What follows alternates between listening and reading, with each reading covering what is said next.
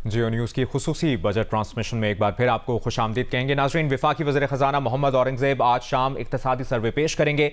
पाकिस्तानी मईशत ने रवा माली साल कैसी कारकर्दगी दिखाई, इस पर हम बात करें। क्या अहदाफ हासिल किए, कौन कौन से टारगेट हासिल करने में नाकामी हुई, वजूहात क्या हैं, आगे मौक़े क्या हैं और मुल्क की मईशत को कौन कौन से चैलेंजेस दरपेश हैं। आइंदा माली साल का बजट कैसा होगा और मईशत को किन किन चैलेंजेस का सामना रहेगा, इन तमाम सवालात के जवाब जानने के लिए जियो न्यूज़ की इस ट्रांसमिशन में अभी हमें ज्वाइन किया है साबिक चेयरमैन FBR डॉक्टर इरशाद साहब ने और साबिक सदर KCCI सनतकार अंजुम निसार साहब भी हमारे साथ मौजूद हैं।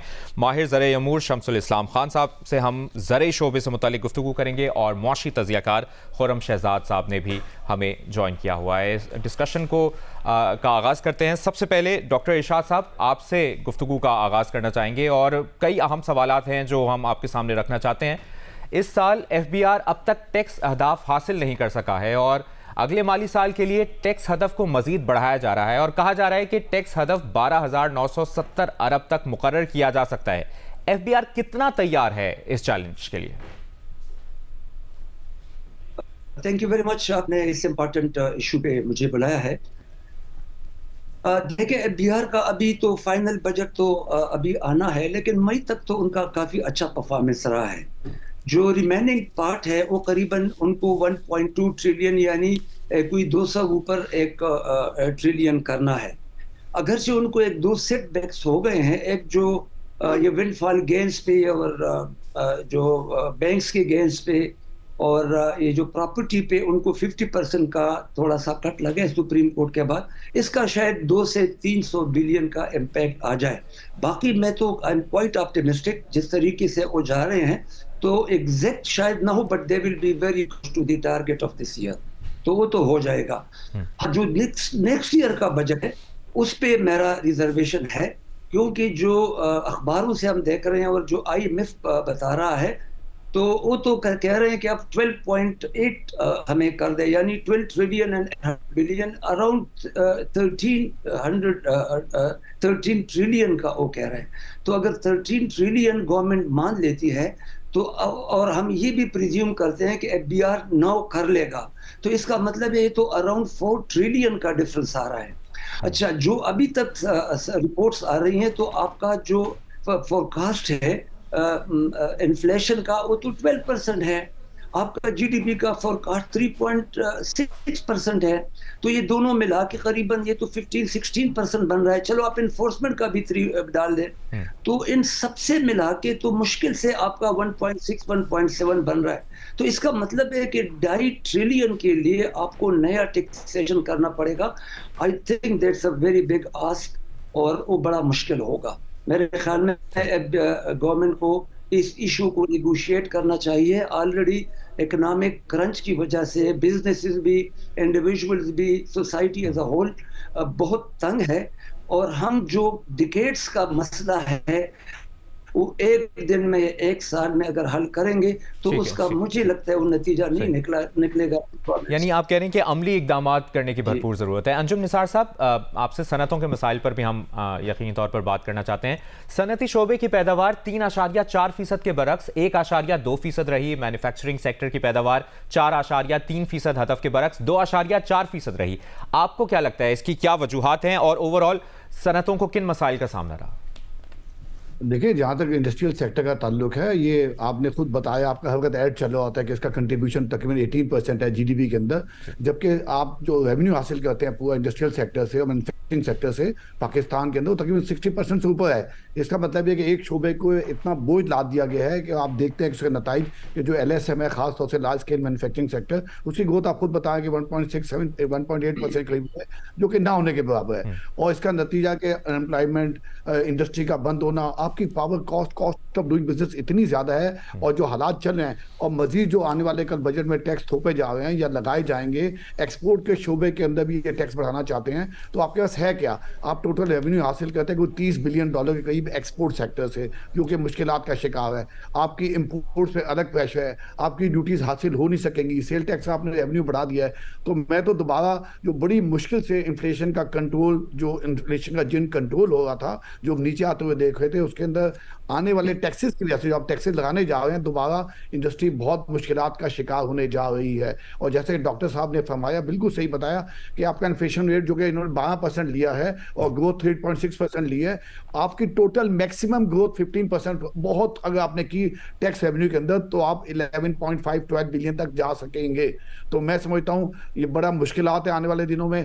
इस बजट का आप ये कह सकते हैं ये हमारा बजट नहीं है, एक IMF का, चूंकि IMF के अपने पैकेज में जाना है एक और 6 से 8 बिलियन डॉलर, तो आपको टोटल IMF की गाइडेंस का ये बजट है, आपने उसी हिसाब से करना है। लेकिन जो ग्राउंड रियलिटी है वो टोटली डिफरेंट है, हालात बिल्कुल वो नहीं है, आपके बड़े चैलेंजेस हैं। आपका खाली इंटरेस्ट पेमेंट देखें ना, सबसे बड़ा जो आपका चंक है जो आप रेवेन्यू लेंगे कोई 9.7 ट्रिलियन डॉलर, 9.7 ट्रिलियन रुपीस आप खाली बजट में दे देंगे, यानी कि 808 अरब है महीने के, वो उसके 27 अरब है खाली आपकी इंटरेस्ट पेमेंट है। पॉपुलेशन आपकी कंट्रोल में नहीं है, आपके पास रेवेन्यूज कोई ऐसे एवेन्यूज नहीं है।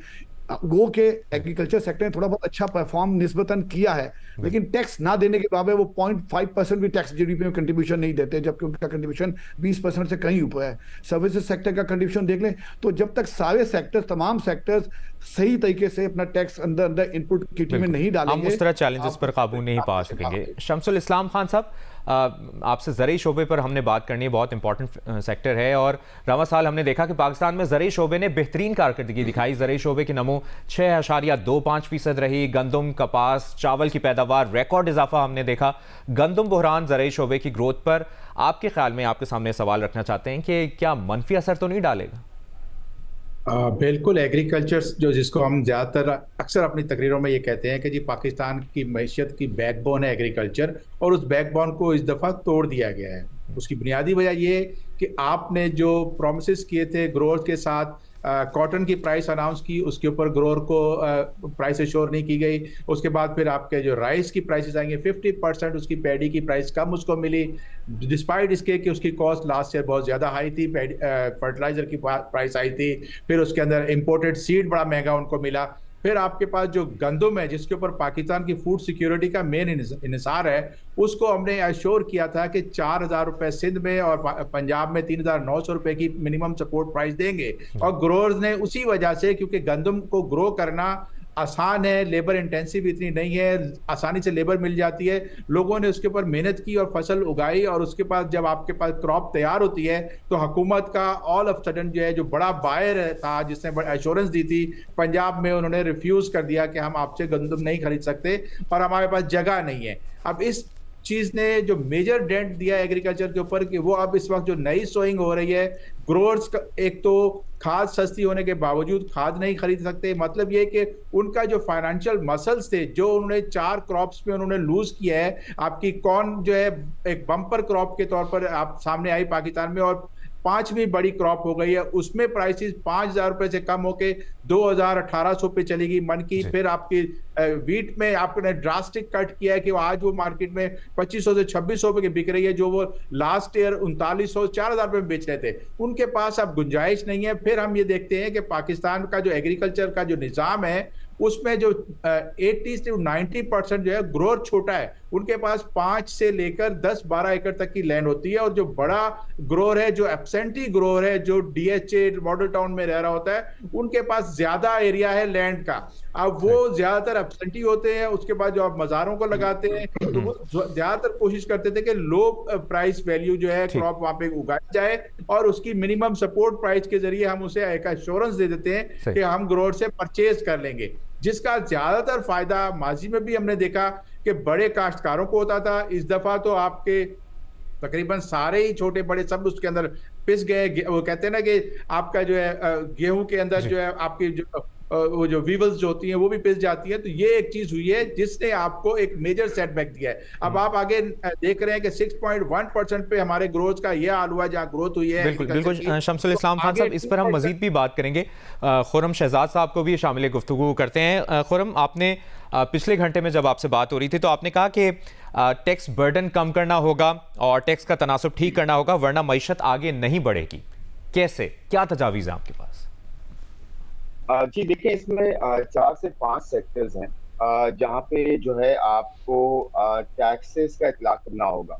जैसे मैंने शुरू में कहा था कि कुछ सेक्टर्स ऐसे हैं जहाँ पे या तो टैक्स जो है बिल्कुल वसूल नहीं किया जाता, जैसे कि एग्रीकल्चर सेक्टर है। जी। हालांकि टैक्सेस टू एन एक्सटेंट है, इनकम पे वसूल नहीं किया जाता। और आपको पता है, एक बहुत बड़ा एरिया है एग्रीकल्चर में, ये वो सेगमेंट है जो सबसे ज्यादा कमाई करता है और टैक्स बिल्कुल नहीं देता, और वो है आरती का जो है वो एरिया। या तो इस सिस्टम को बेहतर किया जाए और आरती को टैक्स नेट में लाया जाए, क्योंकि उसकी इनकम मैसिव होती है। किसान भी इतना नहीं शायद कमाता होगा, और इतना जो रिटेल कंज्यूमर है एक्चुअली, या जो रिटेल मार्केट वाला है, वो भी शायद इतना नहीं जो है वो पॉकेट करता है जितना आरती जो है वो करता है। तो मेरे ख्याल में इसमें सबसे ज्यादा पोटेंशियल है, और ये प्रोविंशियल एम्बिट में है। ये सारे प्रोविंसेस को करना पड़ेगा और फेडरल के साथ खड़ा होना पड़ेगा, नंबर 1। सेकेंडली, रियल एस्टेट की हम बात कर रहे थे कि रियल एस्टेट में पोटेंशियल जो है वो काफी ज्यादा है। आप अगर रेंटल इनकम की सिर्फ बात कर लें, तो अगर लास्ट 2022 से 23 के पीबीएस के नंबर्स देख लें, रेंटल इनकम का जो पोटेंशियल जो पाकिस्तान में होता है वो $13 बिलियन है। $13 बिलियन, मैं रुपीज नहीं कह रहा, $13 बिलियन का सिर्फ रेंटल जो है वो एनुअल है। तो इसके ऊपर आप सिंपल आप देखें ना, आप कितने रेंटल पे जो है वो आपका इनकम है ना बेसिकली। तो आप डिविडेंड आपका स्टॉक मार्केट से या किसी भी कंपनी से डिविडेंड आप देते हैं, आप 15% फाइलर के लिए करते हैं, और उससे जो है डबल चार्ज करते हैं नॉन फाइलर के लिए। तो रेंटल इनकम पे आप टैक्स क्यों नहीं वसूल कर पाओ? और ये प्रोविंशियल का भी काम है, खासकर फेडरल भी इसको कर सकती है। तो रेंटल इनकम को जो है बहुत बड़ा पोटेंशियल है रियल एस्टेट में। आप छोटा सा टैक्स वसूल करें, लेकिन करें जरूर, ताकि आपके पास टैक्स नेट में जो है ये एरिया भी आ सके। फिर कैपिटल गेन है। कैपिटल गेन आप 6-6 साल को छोड़ दें, आप शुरू में रखें 15% ऑन जो है स्टैंडर्ड रखें कैपिटल गेन, जो रियल एस्टेट की ट्रांजैक्शन भी है, या फिर उसको अलाइन कर लें अक्रॉस द बोर्ड। जो भी कैपिटल गेन टैक्स हो वो सारे एसेट क्लासेस में सेम अप्लाई हो। इसीलिए आप देखते हैं कि पैसा प्रोडक्टिव एसेट्स में नहीं जाता और रियल एस्टेट में बहुत ज्यादा पैसा चला गया। तो ये सेकंड हो गया। थर्ड, हमारे कोलीग्स ने बात की रिटेल, होलसेल एंड ट्रेड। इनका कंट्रीब्यूशन देखें, 20% कंट्रीब्यूशन और 1% टैक्स नहीं देते, तो 2.5 मिलियन दुकानों को भी लेकर आए, तो टैक्स रिसोर्स आपकी यहाँ पे बिल्ड हो सकती है। सेकेंडली, मैं ये बोलूंगा कि टैक्स जीडीपी जो है ना आपका 9 मंथ्स में लकीली थोड़ा इंप्रूव हुआ है। 8.2% था लास्ट ईयर 9 मंथ्स में, इस मरतबा 9.2% हुआ है, 1% से इंप्रूव हुआ है। लेकिन इसके साथ साथ आप ये देखें कि जो ओवरऑल टैक्स है वो इन्फ्लेशन की वजह से ज्यादा बढ़ा है, क्योंकि लास्ट 2 सालों में एक मरतबा 30% के करीब इन्फ्लेशन हुई, और इस साल ऑन एवरेज 24% की इन्फ्लेशन हुई है। तो इन दोनों वजूहात की बिना पे टैक्सेस में इंप्रूवमेंट आई है। अगले साल 14% की इन्फ्लेशन होगी, तो टैक्स ग्रोथ शायद इतनी ज्यादा ना हो। आपको एक्टिविटी बढ़ानी पड़ेगी, और जो टैक्स नेट में नहीं है उनको लाना पड़ेगा, ताकि टैक्स सही जगह से वसूल हो, खर्चे कम हो। 2-2.5 ट्रिलियन रुपीज से जिसका बहुत अहम आपने तजावीज़ दी हैं, बहुत अहम पॉइंट आपने रेज किए हैं। डॉक्टर इरशाद साहब, एक तो जो खुर्रम शहजाद साहब गुफ्तगू करें, और साथ ही आपके सामने ये सवाल रखना चाहता हूँ कि हुकूमत का मंसूबा है एफबीआर को डिजिटाइज करने का, ये काम कितना अहम है? और अगर आप रिकॉल कर सकें, आपने अपने दौर में कोई ऐसी कोशिश की हो, और इससे मुतालिक किन मसाइल का सामना करना पड़ा आपको? मैं बिल्कुल खुर्रम के साथ एग्री करता हूँ। देखिए, हमारा टैक्स सिस्टम चूंकि इकोनॉमी का जो स्ट्रक्चर है वो अजीब सा है। अब देखिए, जो एग्रीकल्चर है उसमें बहुत पोटेंशियल है, लेकिन एग्रीकल्चर एफबीआर के एम्बिट से बाहर है।